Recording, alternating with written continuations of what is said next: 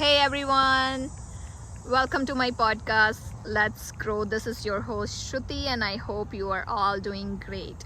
Today is the first episode of season 3. Yes, you heard me right, season 3. So, here our main motto is know yourself. Yes, we gotta know ourselves so that we could work on ourselves and we could work on our growth and see what works for us, what makes us better, how things work. And before I go further, I wanna say thank you to you all.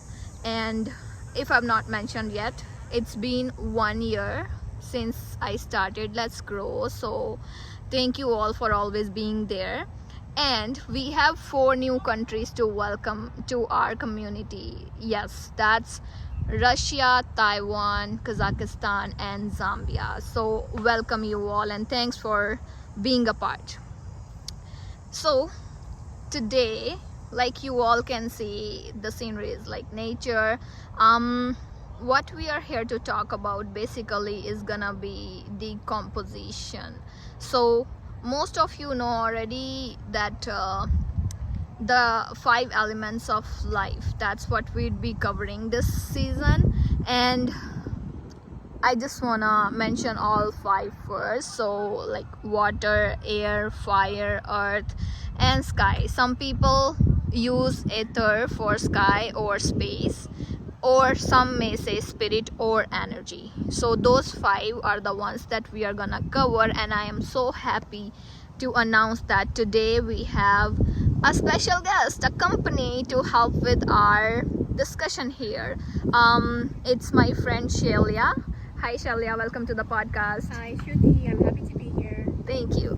Okay, so before we dive deeper, I just wanna let you all know that I will be covering water and air, and then Shelia will take over. So let's start with water. So if you think for a moment, when you hear water or when you think about water, I want to know what comes to your mind. Flow, healing, purity, life, some of these words or similar words maybe, right? Now we know that according to evolution, even I've studied that first form of life was originated in water, and like even when we talk about the food chain, it's the basic one, it starts in water, that are phytoplanktons.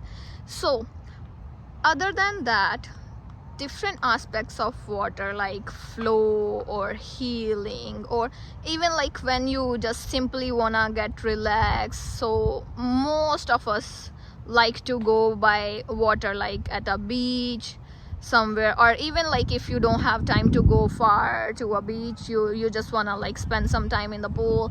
And even cleansing energy, not even healing but cleansing as well. So these are some of the aspects we'll be touching in detail, but when we talk about flow, that's the most important and my favorite one, because when water flows, it never touches the same thing again. Like the flow of river, a waterfall, wherever you see water, once it's just like time, once gone, never returns.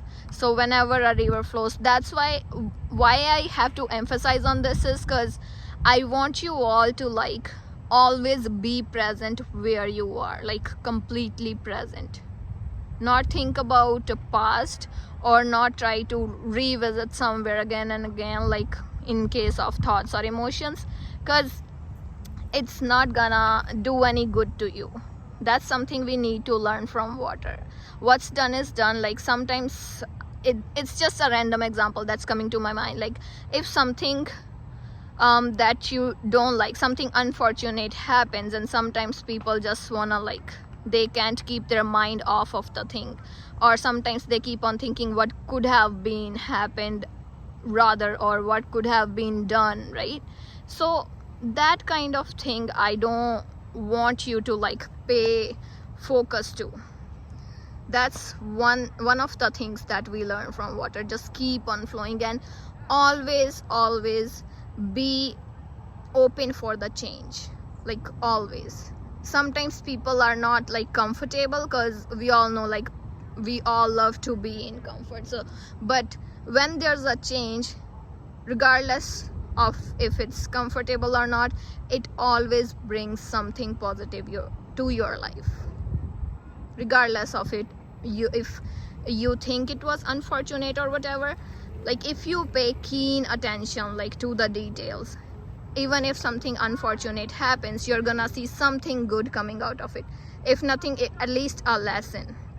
So yes, always be open to change, always be present in the moment, always keep your focus ahead, like stop revisiting past and just be there, just be.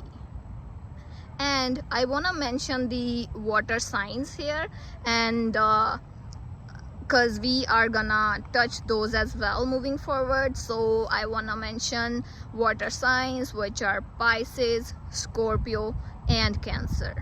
Yes, I know all of those people who are listening, and they must be like ready to know a little bit more that we have to share about those. Now this was water, and now I'm about to talk about air. Yes, my friends, oxygen. Yeah, like you can survive without water for a few hours, but how are we gonna survive without air, right? Again, like one of the most critical, most important elements. So yes, oxygen.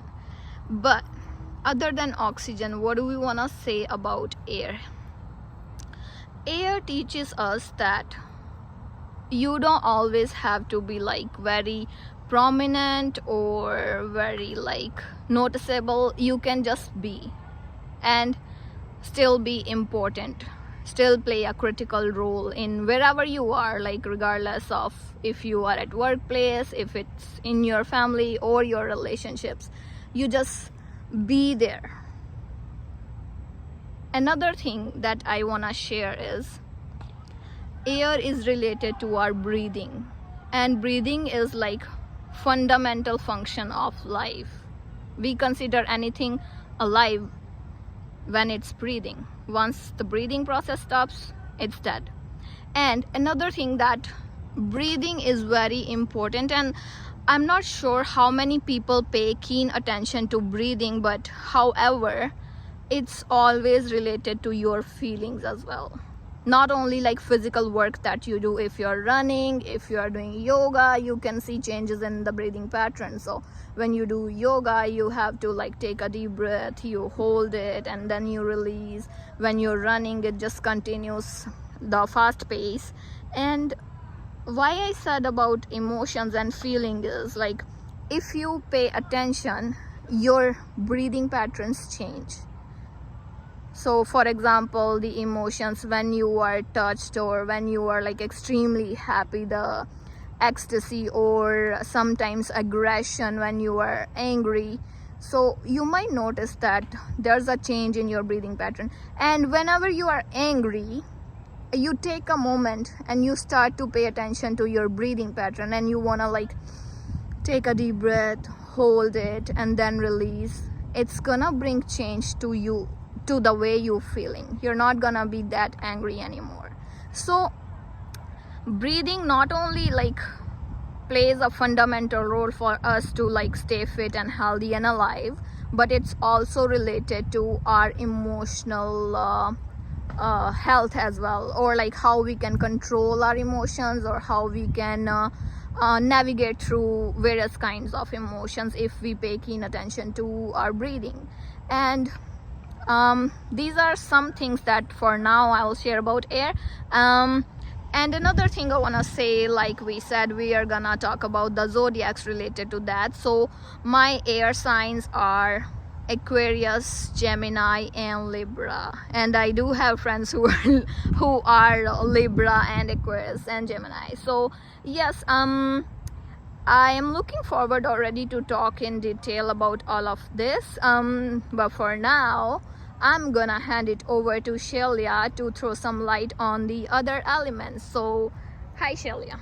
Hi, Shruti. Thank you for having me. So, I will be talking just a brief overview about the fire sign and the earth sign, and we just start with the fire sign. So, fire element, basically, you have the zodiac sign, the Leo, Aries, and Sagittarius, which basically are known as fire signs. And fire sign is also representative of the yang energy, which is a type of masculine energy, whereas with the earth, we see it's more of a yin type energy, which is a feminine energy. Now with the fire sign, with the fire energy, it's basically a type of element that represents power, warmth, persistence, and the ultimate source of fire we can see all over the world is basically the sun. And as we can tell with the sun, it's known to provide life force to all creatures that basically rely on it. For example, the plants, they rely on it for photosynthesis. Most places where you go that have extremely cold temperatures, you find that usually it's a deficiency in vitamin D that caused this to happen, and it's usually due to lack of sufficient amount of sunlight, which is basically the fire element, right? And then we have the earth, which represent grounding, security, fertility, and as I said before, it's more of a feminine energy. And we find that grounding in like every aspect of our life, we see how having roots planted can help us to basically grow and develop and basically become better persons to everyone around us and also to ourselves. So the zodiac sign that represent the earth is basically Taurus, Capricorn, and also Virgo. So that's just a basic overview of what they are, and as the week progresses, we will look at each more in depth and see how we can basically use these four elements to improve our life, knowing that whenever there's a balance with all four of them, that we can basically be the best that we can, whereas in cases of imbalance, we can see how those can be very negative towards us and towards those around us as well. And I just want to talk just a little bit as well about the fifth one that Shruti was mentioning, the spirit or the prana, the life force, which is not often mentioned in most Western teachings, but in the Asian teachings of the Eastern religions and traditions, we find that there's a lot of emphasis placed on the life force, and it's simply because the life force that we have, the prana, it's basically it's everlasting, right? You leave the body, the life force basically is no longer within that vessel, but it goes on to basically occupy another vessel of the choosing of that I want to say person that actually carry that life force signature with them. So that's a very important aspect as well, because when people talk about reincarnation, it's just a matter of that life force, the prana, that actually goes on into another vessel when the vessel that it has been occupying no longer serves the purpose for it. So that's just a brief overview, and like I said, as in the coming weeks we'll go more in depth of tools that you can use, such as crystals, such as practicing grounding, such as walking barefoot on the ground, to also help to basically heal the body and release stress and tension from the mind, and how all of these combined together can just basically improve your overall well-being. Shruti, back to you. Thank you, Shalya. So now you all have a clear idea of what's gonna be in season 3, and yes, now that you see the video, so it's gonna be a YouTube channel, so I am announcing that we are gonna have our own YouTube channel along with the podcast. Yippee! Okay, so yeah, see you guys in next episode with more of the knowledge bites. Take care, have a good one. Thank you.